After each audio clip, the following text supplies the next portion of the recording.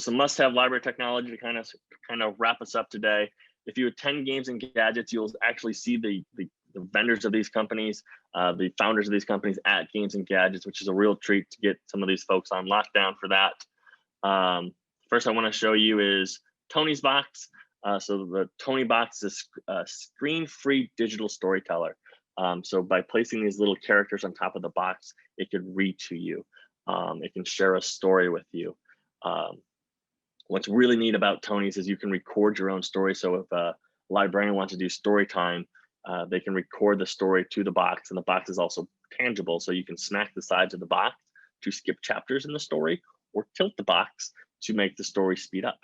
But it's a really fun little interactive storytelling device. Play Shifu has created these tactile games so you can mount on top of your iPad or your iOS device and learn about STEM or STEAM technology, or STEAM and STEM concepts. So this is laser, where you can deflect and diffract light. Finch 2.0. So during Games and Gadgets later today or tomorrow, we'll be actually remotely programming an army of Finch robots. And so we're going to be building a portal that you can go access and then move these robots around, which will be really, really cool. So check that out. So Finch is also a relatively brand new piece of tech that you can learn how to code by programming this little bird.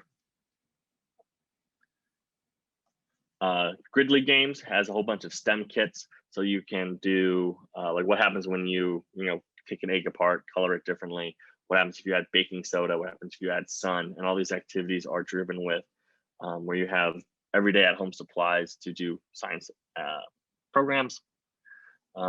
Almost done here. 2 more products. So PhaseDock is a workbench essentially for Arduino kits. So instead of having your Arduino boards mounted on cardboard or something like of that nature, you can use this to snap in all of those pieces and components. That way it's easy to transport and show off and move, which makes it really great if you're shipping things or letting patrons take stuff home. This can encase your Arduino set so a patron can go home with it and learn from it.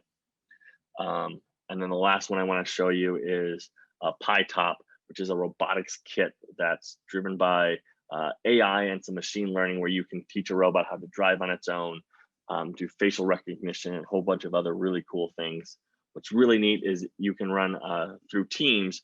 You can have a Teams chat going on with multiple people working together to code the robot.